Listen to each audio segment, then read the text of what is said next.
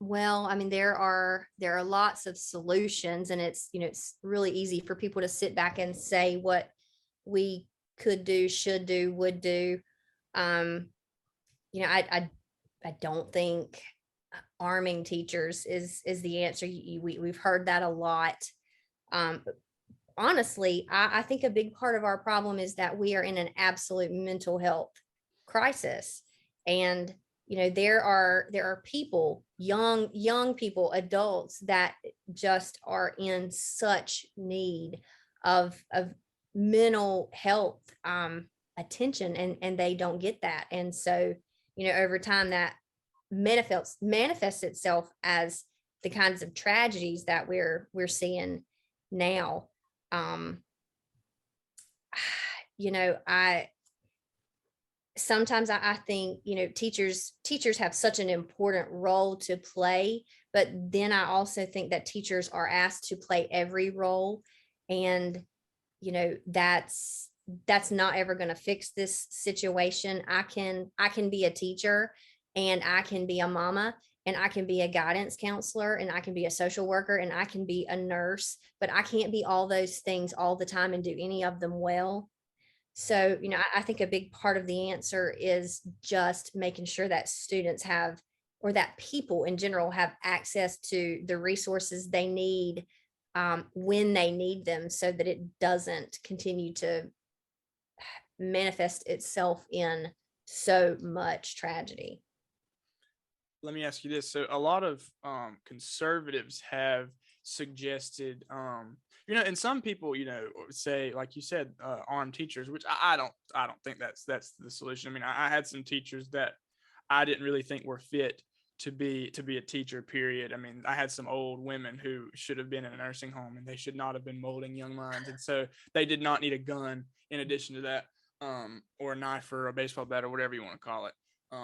But there are some people who have suggested, you know, investing in more security, such as having, like former military, um, guarding schools, or, more SRO officers, because like the SRO at my high school was working like two or three different schools, right?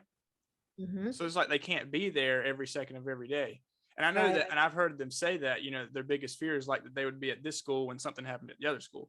But, I've asked some teachers, would you be okay with like a retired veteran, standing guard at your school? And a lot of them have said no. Me personally, I think I would be much safe. I would feel much safer having a professional, someone who has been trained, you know, and not only that, it creates a job for people, because there's this issue with veterans now, being homeless, that kind of thing, not having anywhere to go. Um, Well, I all of that comes back down. I mean, I don't think it's a bad idea, but it comes down to funding. And, you right, know, we can't, that's why that resource officer is shared among three schools, because the funding is not there.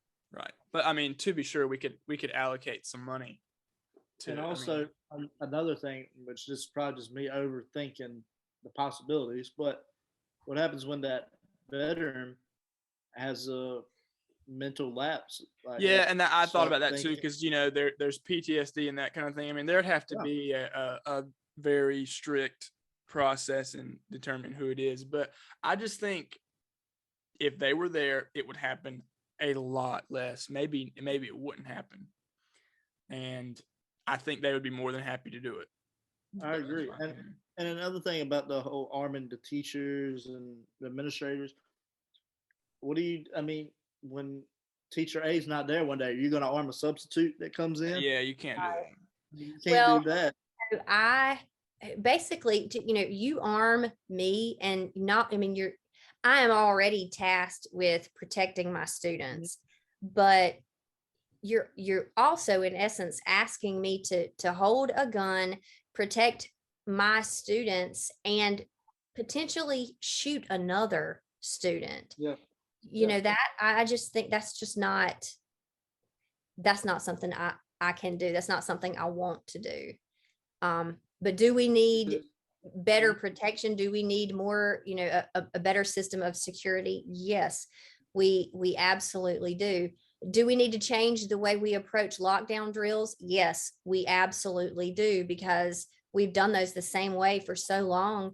Now everybody knows how they work. Everybody knows what the weak points are in a school because we go through the drills with the kids. So, I think a lot of things need to change.